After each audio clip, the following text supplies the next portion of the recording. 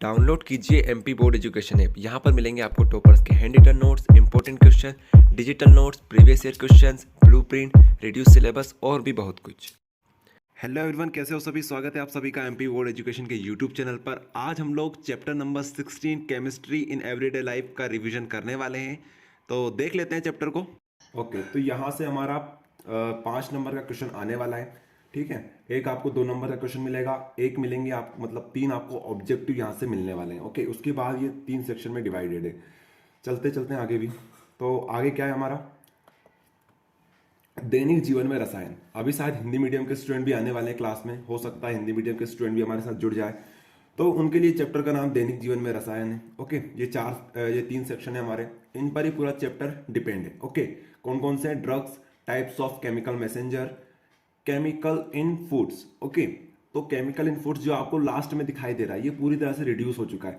ये चैप्टर बहुत छोटा हो चुका है। हो सकता है ये चैप्टर पूरी केमिस्ट्री का सबसे छोटा चैप्टर हो। ओके, ये क्योंकि बहुत ज्यादा छोटा चैप्टर है ये। ओके, आकर्ष क्या बोल रहा है? आकर्ष, हेलो सर, प्लीज आप एग्जाम्पल याद करा दीजिए ट्रिक के साथ। अरे अभी स्टार्ट तो करें, अपन स्टार्ट तो करें क्लास को, एग्जाम्पल भी लेंगे, टेंशन मत लो, पूरा चैप्टर करेंगे, टेंशन मत लो आप लोग। ओके, तो देख लो आप लोग, ड्रग्स तो कुछ है नहीं। ड्रग्स में आपको इंट्रोडक्शन पढ़ना है, टाइप्स ऑफ केमिकल मैसेंजर्स, इसमें आपको कुछ टर्म्स पढ़नी रहेगी, hormones, neurotransmitters, therapeutic action of different classes of drugs, neurological active drugs, anti microbials और एंटी फर्टिलिटी ड्रग्स। जो स्टूडेंट आज पहली बार हमारी क्लास अटेंड कर रहे हैं, उनसे मैं हमेशा यही बोलूंगा कि देखो, आप लोग भी एक इंडेक्स पेज बना लिया करो, उसमें लिखा करो कि चैप्टर में हम पढ़ते क्या क्या है। इससे क्या होगा ना, आपको पहले ही अंदाजा हो जाएगा कि किन किन चैप्टर, किन किन टॉपिक को हमें पढ़ना रहेगा। ये बहुत ज्यादा इंपॉर्टेंट है, आपको इंडेक्स पेज बनाना पड़ेगा। अब आप क्लास 12th में आ चुके हो। ओके, तो ये रहेगा अपना इंडेक्स पेज। चलो, तो ये तो पूरा रिड्यूस हो चुका है अपना केमिकल इन फूड्स, तो इसको तो हम पढ़ेंगे नहीं। स्टार्ट करते हैं, chemistry in everyday life. Chemistry in everyday life chapter का नाम है।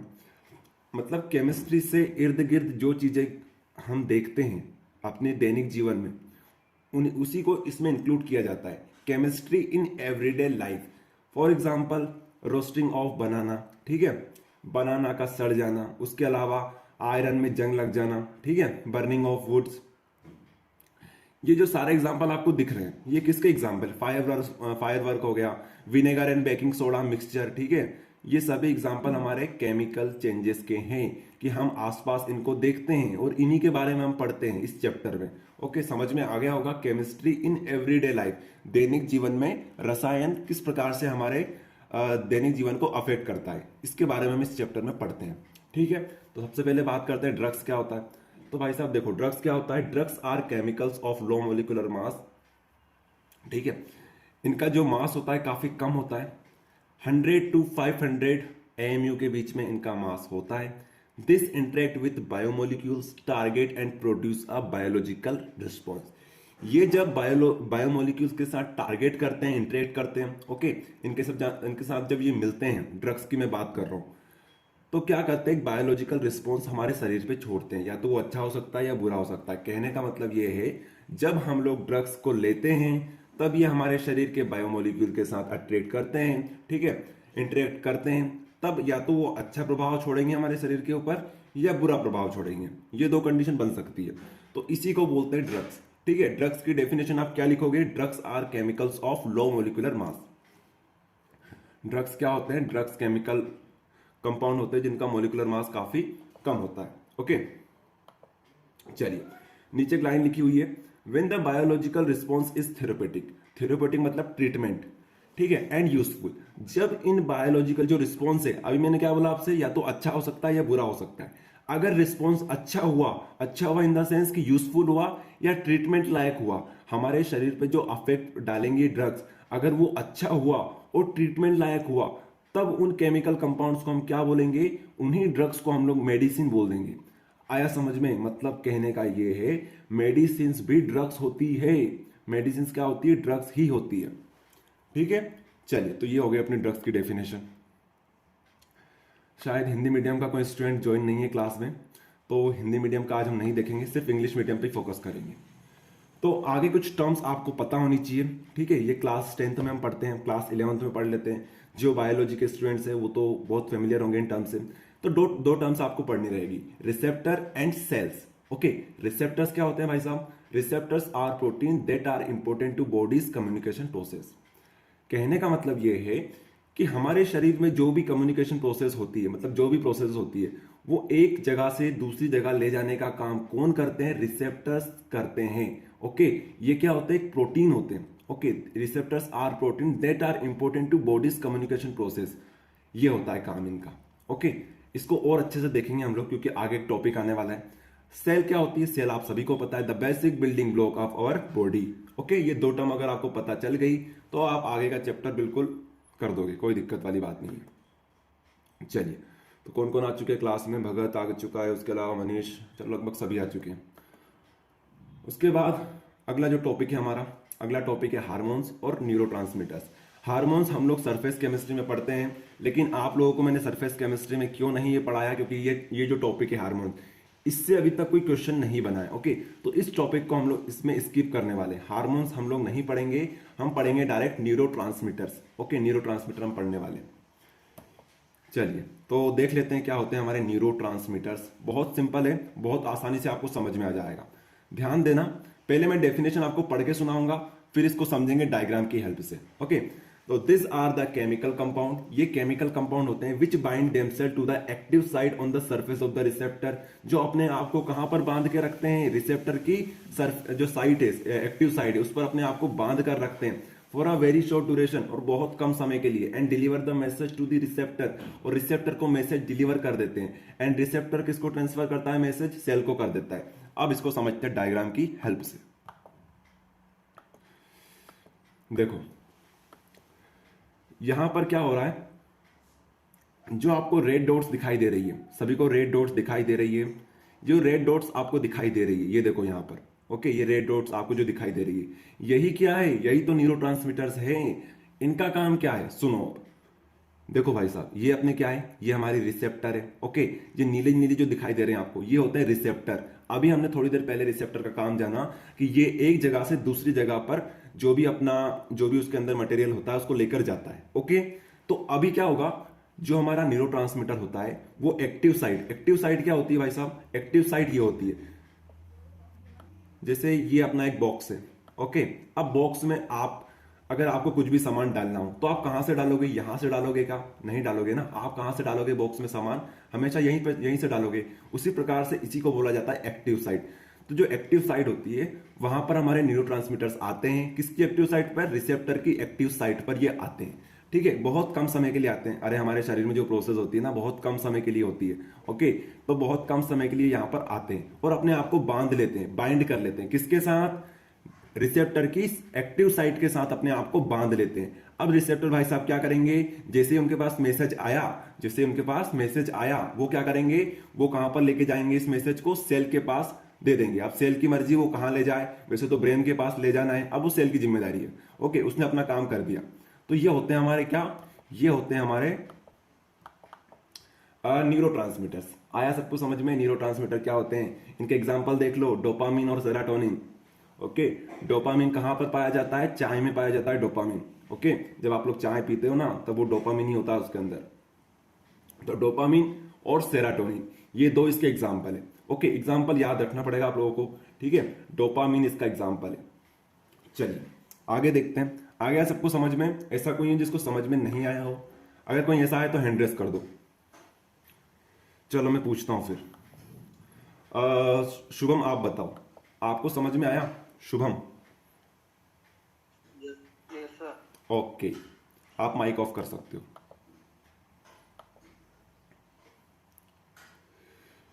आकर्ष का कहना यह है कि सर डोपामिन क्या करता है। देखो यार, अपना जो आज क्लास है वो रिवीजन क्लास है। यहां पर हम फटाफट चैप्टर को देखने वाले हैं, लेकिन आपने क्वेश्चन पूछा है तो मैं बता देता हूं। देखो डोपामिन क्या होता है ना, डोपामिन एक तरह से न्यूरोट्रांसमीटर होता है। ये इसका एक एग्जांपल है, जैसा आपने देखा यही तो एग्जांपल है न्यूरोट्रांसमीटर का। ओके, ये जो काम जो आप देख रहे हो ये कौन करता है? ये डोपामिन ही करता है। डोपामिन और सेरोटोनिन ये इसके एग्जाम्पल्स हैं। ओके, किसके एग्जाम्पल है? न्यूरोट्रांसमीटर्स के। चलिए, हिंदी मीडियम के तो कोई है नहीं, फालतू अपने स्लाइड बना रखी आज तो। आगे देखते हैं एगोनिस्ट और एंटागोनिस्ट। अब देखो भाई साहब, जो हमारे न्यूरोट्रांसमीटर होते हैं वो दो प्रकार के होते हैं, एक एगोनिस्ट, एक होते हैं एंटागोनिस्ट। इनको देखते हैं। अरे एगोनिस्ट और एंटागोनिस्ट देखें इनको। ओके, तो आप लोग थोड़ा सा वेट करना क्योंकि शायद हमारा कनेक्शन थोड़ा वीक हो रहा है, तो हम लोग इसको स्ट्रॉन्ग करेंगे, कनेक्शन को स्ट्रॉन्ग करेंगे। ये लो, हो गया कनेक्शन स्ट्रॉन्ग, अब ठीक है। तो एगोनिस्ट और एंटागोनिस्ट ये दो टर्म होती है जो हमको समझना होगा। देखो भाई साहब, एगोनिस्ट क्या होता है? This drugs enhance and activate the receptor to take the message. Antagonist क्या होता है? This drugs inhibit the capacity of receptor to take the message. इसको एक एग्जांपल समझाऊंगा तो आपको सब कुछ समझ में आ जाएगा। ओके, मान लो एक लड़का है जिसको कम सुनाई देता है, एक लड़का है जिसको कम सुनाई देता है, होता है ना कभी कभी, जैसे आपकी मम्मी वगैरह बोल देती है आपको कि बेटा देखो कम सुनाई देता है क्या, या फिर कोई ऐसा होता है जिसको ज्यादा सुनाई देता है। जिसको कम सुनाई देता है उसके लिए हम क्या करेंगे? This drug enhance the activity of the receptor to take the message. जिसको कम सुनाई देता है उसका मतलब यह है कि जो रिसेप्टर्स हैं उनके धीमे काम कर रहे हैं। अरे कम सुनाई दे रहा मतलब कि जो एक्टिविटी है रिसेप्टर की वो धीमी होगी। अगर उसे हमें तेज करना है तो हमें उसको एगोनिस्ट देना पड़ेगा। एगोनिस्ट क्या करेगा? This drug enhance the activity of the receptor to take the message. Okay, अब अगर किसी को ज्यादा सुनाई देता है, हो सकता है किसी को ज्यादा सुनाई दे, तो एंटागोनिस्ट उसके लिए यूज होता है। दिस ड्रग इनहिबिट, इनहिबिट मतलब रोकना, ओके, या धीमा करना, the capacity of the receptor to take the message. Okay, simple सी बात है। किसी को ज्यादा सुनाई देता है तो क्या करोगे आप लोग? किसी को ज्यादा सुनाई देता है तो एंटागोनिस्ट, किसी को कम सुनाई देता है तो एगोनिस्ट। ठीक है, चलो आगे देखो। फिर अगला टॉपिक है थेरापेटिक एक्शन ऑफ ड्रग्स। अरे थेरापेटिक का अभी मैंने आपको मतलब समझाया था। थेरापेटिक मतलब होता है ट्रीटमेंट। तो हम उन ड्रग्स के बारे में बात करेंगे जो ट्रीटमेंट में काफी यूजफुल होते हैं। उसमें आता है पहला एंटासिड्स और एंटीहिस्टामिन। डरने वाली बात नहीं है, सिंपल से टर्म से आपको धीरे धीरे समझ में आ जाएगी। ओके, तो क्लास में बने रहना। पता चले आप लोग क्लास छोड़ के चले गए तो थोड़ा बहुत तो धैर्य दिखाना पड़ेगा। 40 मिनट में आपको चैप्टर करवा रहे हैं हम लोग, तो कुछ ना कुछ धैर्य आपको दिखाना पड़ेगा। एंटासिड्स और एंटीहिस्टामिन बहुत छोटा चैप्टर है, आसानी से फिनिश हो जाएगा अपना। ओके, अभी तो 11 मिनट ही हुई है अपनी। तो एंटासिड्स और एंटीहिस्टामिन इनको देखते हैं। तो भाई साहब, एंटासिड्स क्या होते हैं? नाम में छुपा हुआ है एसिड। ठीक है, नाम में क्या छुपा हुआ है? Acid. Substance which remove the excess acid, ठीक है, from the stomach and raise the pH to the appropriate level are called antacids, are called antacid. देखो, अपने को जब एसिडिटी हो जाती है तो हम लोग क्या यूज करते हैं? इनो यूज करते हैं। Nowadays Eno is the most popular antacid in the market. Okay, तो बस यही बात आपको बताई जा रही है यहां पर कि वो सब्सटेंस जो आपके पेट से, आपके पेट में जो एसिडिटी हो रही है उसको बाहर निकाल दे। ठीक है, बाहर निकाल दे इन द सेंस ये है कि एक पीएच वैल्यू होती है। एसिडिटी हो गई मतलब कि आपका पीएच क्या हो चुका है? डिक्रीज हो चुका है। ओके, पीएच सभी समझते हैं, वो इतना तो कोई बेवकूफ नहीं है जिसको पीएच नहीं पता। पीएच अगर आपका डिक्रीज हो जाता है तो क्या होता है? इसका मतलब यह है कि आपकी एसिडिटी इंक्रीज हो चुकी है। अगर आपको उसको लेवल पे बनाना है, आपको 7 तक ले जाना है उसको, तो हमें उसको इंक्रीज करना पड़ेगा। ओके, तो हमें इनो यूज करना होता है। इनो क्या करता है? एसिडिटी को जो बोलते हैं एसिडिटी को मेंटेन कर लेता है अप्रोप्रिएट लेवल तक। ओके, तो बस यही बात यहाँ पर बताई जा रही है। तो इसका एग्जाम्पल आप लोग इनो लिख सकते हो, कोई आपके नंबर नहीं काटेगा इनो लिखोगे तो। और आपको अच्छा एग्जाम्पल लिखना है तो आप क्या बोलोगे? ओमेपेराजोल और लेंशोपेराजोल। क्या बोलोगे? ओमेपेराजोल और लेंशोपेराजोल। ओमेपेराजोल, लेंशोपेराजोल। ठीक है, पढ़ पढ़ के देखना, याद हो जाएंगे। ठीक है, आगे देखते हैं हम लोग। अगला है एंटीहिस्टामिन। ठीक है, एंटीहिस्टामिन क्या होते हैं? Antihistamine are drugs which treat allergy. अगर किसी को एलर्जी हो जाती है तो आप लोग उसे क्या दोगे? आप लोग उसे दोगे antihistamine. Okay, antihistamine. They can provide relief from nasal conjunction. ठीक है, they can provide relief from नसल कंजेक्शन। कहने का मतलब यह है कि अगर किसी को एलर्जी हो जाती है, एलर्जी किस किस से हो सकती है? देखो यहाँ पर एक बूढ़ी आंटी बनी हुई है, ठीक है, डायग्राम में देखो आप लोग, तो इनको एलर्जी किससे हो रही है? शायद फूल से हो रही है उनको एलर्जी। ओके, हो सकता है किसी किसी को फूल से हो जाए, किसी किसी को धूल मिट्टी से हो सकती है, और किसी किसी को, जैसे किसी की सेंसिटिव स्किन होती है तो उन लोगों को होली का कलर जो होता है उससे उनसे एलर्जी हो जाती है। तो बहुत सारे तरीके हैं जिससे एलर्जी हो जाती है। तो उसका समाधान कौन करते हैं? उनका समाधान करते हैं एंटीहिस्टामिन। ठीक है, मैं आप लोगों से जब चैप्टर पढ़ाया था तब मैंने आपसे बोला था कि इसको हिंदी में भी याद रखना। इसके मतलब जब एग्जाम में आएगा पेपर तो वो हिंदी में भी आएगा और इंग्लिश में भी आएगा। अब यहाँ पर देखो, प्रति एलर्जी इसको हिंदी में बोला जाता है। तो बताओ कितना सरल है ये। अगर आपने हिंदी में ये चैप्टर भी पढ़ रखा है तो मजे आ जाएंगे आपको एग्जाम में, क्योंकि सब कुछ समझ में आएगा। प्रति एलर्जी, देखो इंग्लिश में आपको इतना आसानी से समझ में नहीं आएगा, लेकिन हिंदी में देखो एक बार प्रति एलर्जी, तो मजे आ जाएंगे आपको। तो इसलिए मैं बोलता हूँ कि इसको हिंदी में भी पढ़ना है। इस चैप्टर को मैंने इसको पढ़ा रखा है अपने ऑनलाइन क्लासेस में, तो आज तो आप लोग रिविजन कर रहे हैं, कोई टेंशन वाली बात नहीं है। Antihistamines are drugs which treat allergy. Okay, इसको एग्जाम्पल है शेल्डन। अब यहाँ पर एक खिलाड़ी की पिक्चर बनी हुई है, जो क्रिकेट लवर है वो जानते होंगे। ओके, ये वेस्ट इंडीज के एक प्लेयर हैं। ओके, आईपीएल में भी खेल रहे थे पिछले साल या उससे पिछले साल। ओके, पंजाब किंग्स से खेल रहे थे शायद, हाँ नहीं पंजाब, किंग्स 11 पंजाब, किंग्स 11 पंजाब जब नाम था शायद, तब उनसे खेल रहे थे ये प्लेयर।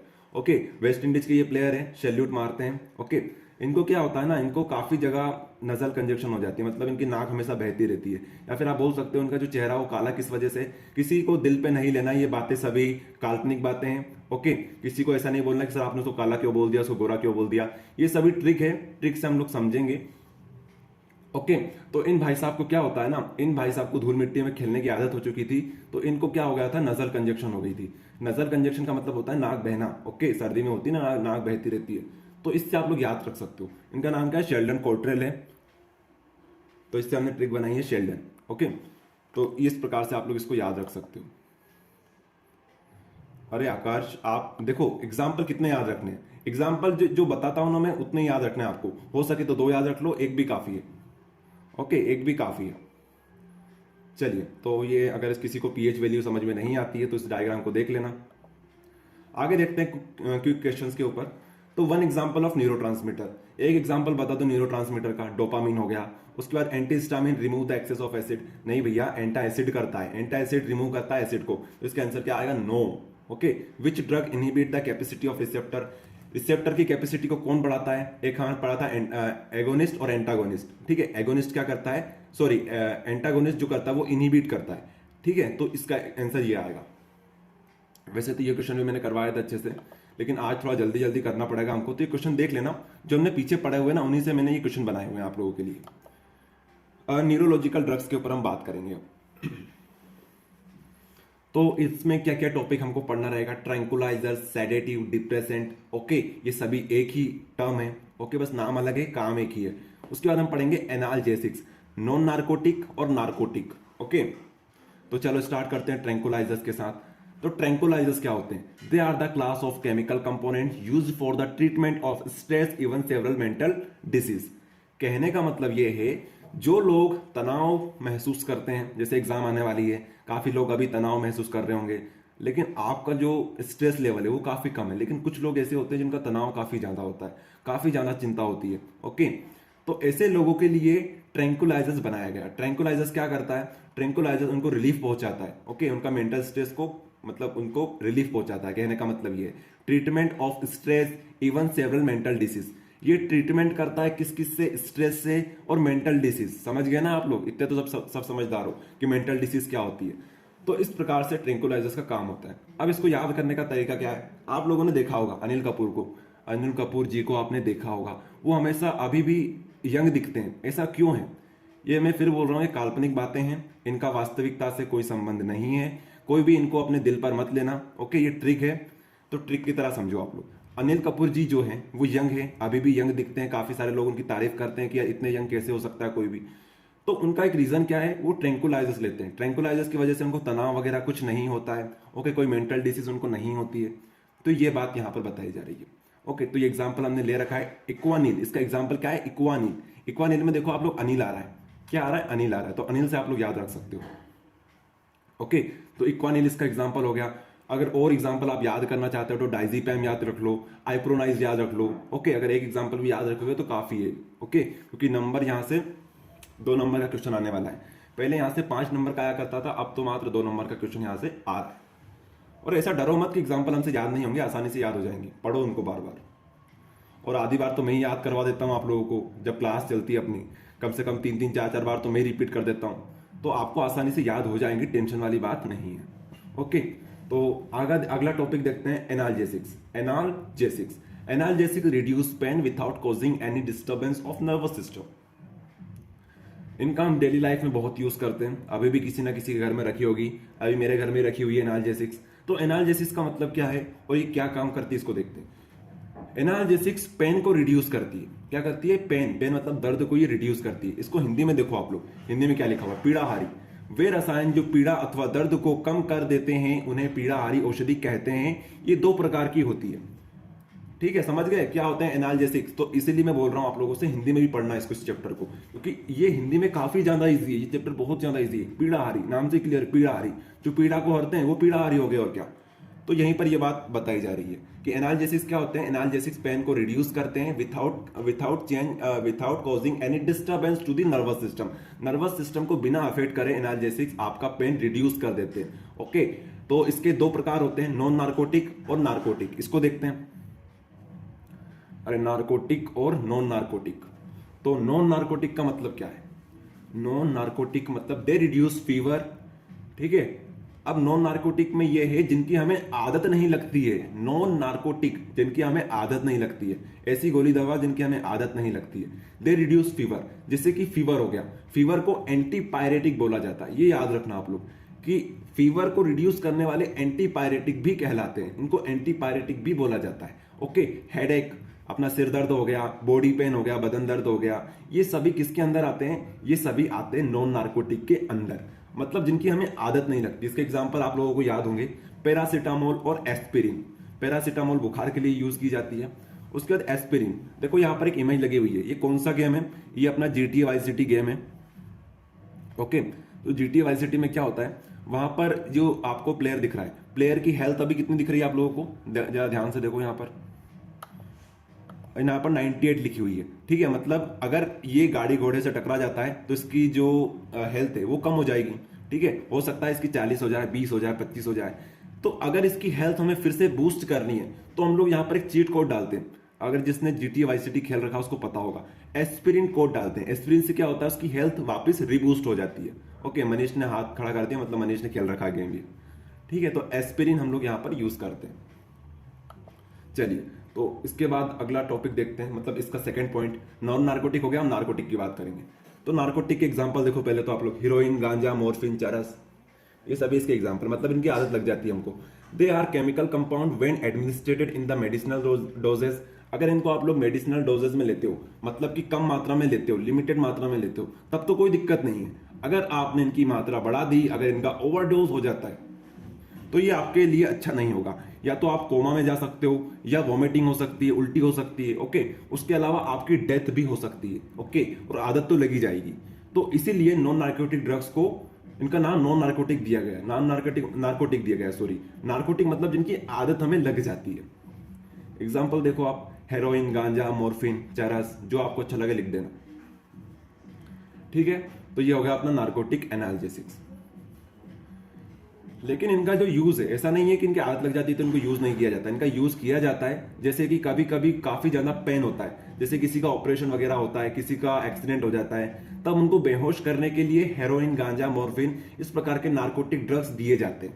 ओके, तो ऐसा नहीं है कि इनके सारे बस मिस यूज ही होते हैं, इनके काफी सारे यूजेस भी होते हैं।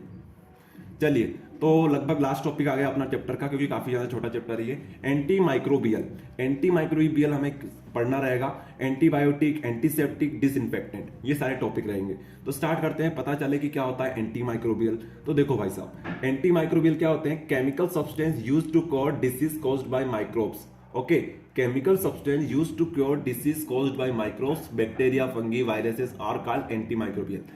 जो बीमारी हमें बैक्टीरिया, वायरसेस, फंगी की वजह से होती है, ओके, मतलब माइक्रो ऑर्गेनिज्म की वजह से होती है, उन्हीं को हम लोग क्या बोलते हैं? उन्हीं को हम लोग एंटी माइक्रोबियल बोलते हैं। इसका सबसे बड़ा एग्जांपल है कोरोना वायरस। कोरोना वायरस क्या है? एंटी माइक्रोबियल ही तो है, वो वायरस की वजह से हुआ है, किसी एक वायरस की वजह से हुआ है, तो उसको हम क्या बोलेंगे? उसको बोलेंगे एंटी माइक्रोबियल। ये अलग अलग प्रकार के होते हैं, एंटीबायोटिक, एंटीसेप्टिक और डिसइंफेक्टेंट। देखते हैं इनको, बहुत सिंपल टर्म है, बहुत सिंपल है। आपने लगभग मान के चलो 60% तो आपने पहले से ही पढ़ रखा है। Antibiotic, chemical substance which are produced by micro organism and used to destroy micro organism are called antibiotic. इसको पढ़ने से पहले आपको यह कहावत सुनी होनी चाहिए, लोहा लोहे को काटता है। लोहा किसको काटता है? लोहे को काटता है। ये कहावत आपने कहीं ना कहीं सुनी होगी, बस यही बात यहां पर बताई जा रही है। ये एंटीबायोटिक क्या होते हैं? Chemical substance which are produced by micro organism से बनते हैं और माइक्रो ऑर्गेनिज्म को ही डिस्ट्रॉय करते हैं। ओके, मतलब मारेंगे भी हम और बचाएंगे भी हम, है ना। ये बात यहां पर है कि केमिकल सब्सटेंस जो बने हुए किससे हैं, जो माइक्रो ऑर्गेनिज्म से बने हुए हैं और उन्हीं को डिस्ट्रॉय करते हैं। ओके, जैसे कि अपना जो कोरोना वायरस था, उसके लिए कुछ लोग बोल रहे थे कि जो कोरोना वायरस की जो वैक्सीन बनी हुई है वो भी किसी ना किसी वायरस से बनी हुई है। ओके, मतलब अच्छे वायरस से बनी हुई है, तो वायरस वायरस को काटेगा। इसी प्रकार से यहां पर बताया जा रहा है कि chemical substance which are produced by micro organism and used to destroy micro organism are called antibiotic. ये दो प्रकार की होती हैं। वैसे अगर आप इतना लिखोगे तो भी आपके नंबर पूरे मिल जाएंगे, लेकिन अगर आपको और अच्छे से पढ़ना है तो आप नीचे देखोगे ब्रॉड स्पेक्ट्रम एंटीबायोटिक्स और narrow spectrum antibiotic. Affected on large number of micro organism, कहने का मतलब यह है जो ब्रॉड स्पेक्ट्रम है वहां पर माइक्रो ऑर्गेनिज्म की संख्या ज्यादा होती है, नैरो में कम होती है। Affected only particular micro organism, कि एक पर्टिकुलर माइक्रो ऑर्गेनिज्म होता है उसी पर ये अफेक्ट करते हैं। इसके एग्जांपल आप लोग ध्यान रखना, पेनिसिलिन जी, ठीक है, जो पहली एंटीबायोटिक बनी थी उसका नाम क्या था, पेनिसिलिन था, पेनिसिलिन। रॉबर्ट फ्लेमिंग ने ये बनाई थी। जो बायो वाले स्टूडेंट हैं उनको पता होगा ये पेनिसिलिन पहली एंटीबायोटिक थी हमारी। ओके, अगर आप लोग क्वेश्चन बैंक उठाकर देखोगे वहां पर भी क्वेश्चन दिया हुआ है कि रॉबर्ट फ्लेमिंग ने किसको डिस्कवर किया था, या पहली सबसे पहले जो एंटीबायोटिक बनी हुई थी हमारी, ओके, वो किस नाम से बनी हुई थी, तो उसका आंसर आएगा पेनिसिलिन। तो ध्यान रखना ये। ओके, टिक वहीं पर मारना है आपको पेनिसिलिन के ऊपर, क्योंकि यहां से 3 ऑब्जेक्टिव भी आने वाले हैं। उसके बाद बात करते हैं नैरो स्पेक्ट्रम एंटीबायोटिक की। Affected only particular micro organism, example है क्लोरम फेनिकोल, ठीक है, फेविकोल से आप लोग याद रख सकते हो, क्लोरम फेनिकोल, ठीक है, क्लोरम फेनिकोल। चलो, तो अगला टॉपिक बहुत ज्यादा सिंपल है, अब बहुत सिंपल बचा हुआ है, 3 टॉपिक बचे हुए हैं, इसके बाद फिनिश चैप्टर अपना। एंटीसेप्टिक क्या होते हैं, जैसे डेटोल हो गया इसका एग्जांपल। तो chemical substance, chemical which kills micro organism और prevent the growth of micro organism are applied to the living tissue. देखो, है तो ये भी एंटी माइक्रोबियली, इनका काम क्या होता है, ये अपने लिविंग टिश्यूज पे अप्लाई किए जाते हैं। यहां पर आप लोग ध्यान देना, ये हमारे लिविंग टिश्यूज पे अप्लाई किए जाते हैं। जैसे अपनी त्वचा हो गई, बोरोप्लस आपने देखा होगा, बोरोप्लस हो गया। उसके अलावा अपनी जो त्वचा पे अप्लाई होते हैं, कभी कभी छाले वगैरह हो जाते हैं, तो ये भी अपनी एक तरह से त्वचा ही है ना, इसको भी हम अप्लाई कर सकते हैं। तो ऐसी जगह पर जो चीजें अप्लाई होती है उनको बोलते हैं एंटीसेप्टिक। जैसे किसी को कुछ लग जाता है, स्किन डिसीज हो जाती है, तो उसके लिए हम क्या लाते हैं, डेटोल लेके आते हैं। तो डेटोल इसी का एग्जाम्पल है। ओके, तो ये होता है यहां पर, तो याद हो जाएगा ये भी एंटीसेप्टिक। देखो, बोरोप्लस का एग्जांपल आपको नहीं लिखना है, मैंने पिछली बार ही बताया था आपको बोरोप्लस का एग्जांपल यहां पर क्यों नहीं लिखना है, क्योंकि बोरोप्लस एक प्राइवेट संस्था है, तो प्राइवेट संस्था के आप नाम नहीं लिख सकते। कल बोरोप्लस कुछ और नया नाम से आ गया तो क्या आप उसका नाम वो लिखोगे क्या। डेटोल हम इसलिए लिख पा रहे हैं क्योंकि डेटोल एक स्टैंडर्ड नेम है। ओके, ये क्या है, एक स्टैंडर्ड नेम है, तो डेटोल आप लोग लिख सकते हो, लेकिन बोरोप्लस मत लिख के जाना भैया, ये तो नंबर कट जाएंगे और आप मेरे माथे आओगे कि सर आपने बोरोप्लस बता दिया था। बोरोप्लस नहीं लिखना है। ओके, आगे हार्पिक आएगा, हार्पिक को भी आप लोग नहीं लिखना है। चलो, डिसइंफेक्टेंट देख लो, यहाँ पर कुछ टर्म है क्या, हाँ चलो इसके साथ ही देखेंगे हम लोग। देखो, डिसइंफेक्टेंट सुनो आप लोग, chemical which kill micro organism and apply to the inanimated object. Inanimated मतलब नॉन लिविंग थिंग्स के ऊपर ही अप्लाइड किया जाता है। जैसे आपका लाइजोल हो गया, ठीक है, लाइजोल क्या करता है, अपनी जो बोलते हैं फ्लोर होता है अपना, फ्लोर या फिर ड्रेनेज सिस्टम हो गया, इंस्ट्रूमेंट वगैरह हो गया, उसके ऊपर अप्लाई करते हैं। ठीक है, कहने का मतलब ये है कि जो फर्शी वगैरह होती है, टाइल्स वगैरह होती है, इसके ऊपर अप्लाई किए जाते हैं ये। तो इसमें डिसइंफेक्टेंट में और एंटीसेप्टिक में अंतर यही होता है कि वो लिविंग टिश्यूज पे अप्लाई किए जाते हैं, ये नॉन लिविंग टिश्यूज पे अप्लाई किए जाते हैं। लाइजोल इसका एग्जांपल ही आप लोग लिख सकते हो, कोई दिक्कत वाली बात नहीं। ओके, यहां पर कुछ लोग हार्पिक लिख के आएंगे, हार्पिक समझते हो ना, जो आता है नीला टॉयलेट के लिए और लाल बाथरूम के लिए, वो लिख के मत आ जाना, नहीं तो नंबर कट जाएंगे आपके। ओके, क्योंकि हार्पिक वगैरह क्या है, ये प्राइवेट संस्था है सब, तो इनके नाम आपको नहीं लिखना है। लाइजोल आप लोग लिख सकते हो। चलिए आगे देखते हैं। तो आपको इतना समझ में आया कि डिसइंफेक्टेंट और हमारे एंटीसेप्टिक में क्या डिफरेंस है, इतना सबको समझ में आ गया ना। अब देखो, इसी से रिलेटेड एक क्वेश्चन बनता है कि एक सब्सटेंस ऐसा होता है जो अगर हम लोग 0.2% यूज करें, 0.2% अगर हम फिनोल को यूज करते हैं तो वो एंटीसेप्टिक की तरह वर्क करेगा। अगर आप लोग उसका कंसंट्रेशन बढ़ा देते हो, 1% कर देते हो, तो वो किसकी तरह वर्क करेगा, वो डिसइंफेक्टेंट की तरह वर्क करेगा। ओके, तो ये बात आपको ध्यान रखना है। Some substance can act as antiseptic as well as disinfectant by varying their concentration. तो आया समझ में, फिनोल को आप लोग एंटीसेप्टिक की तरह भी वर्क कर सकते हो, यूज में ले सकते हो, और साथ में उसको डिसइंफेक्टेंट की तरह भी यूज में ले सकते हो, ये आपके ऊपर है। चलिए, तो आप लोग, हाँ, फिनोल का अगर आपको लिखना है तो फिर ये कंसंट्रेशन लिखनी पड़ेगी आपको। आकर्ष पूछ रहा है कि 0.2% फिनॉल लिख सकते हैं क्या? बिल्कुल लिख सकते हो आप। ओके,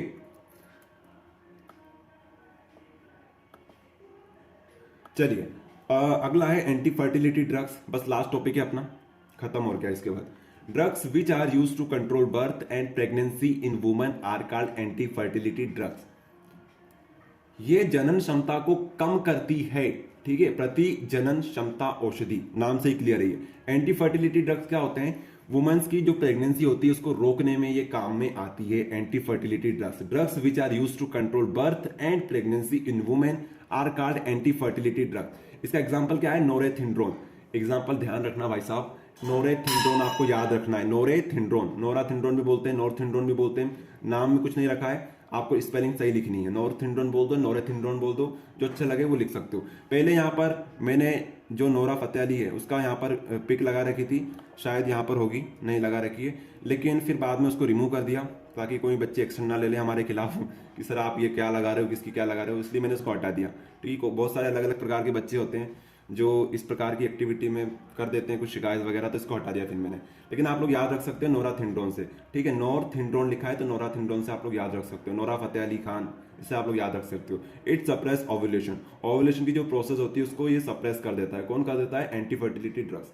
तो इस प्रकार से अपना जो चैप्टर है फिनिश हो गया। ये जो टॉपिक है अपना केमिकल्स इन फूड, ये पूरी तरह से रिड्यूस हो चुका है। ओके, तो करवा दिया आप लोगों का चैप्टर फिनिश। किसी को कोई डाउट, परेशानी, दिक्कत तो पूछ सकता है। मैं रिकॉर्डिंग स्टॉप कर देता हूँ पहले, फिर आप लोग अपने डाउट पूछ सकते हो।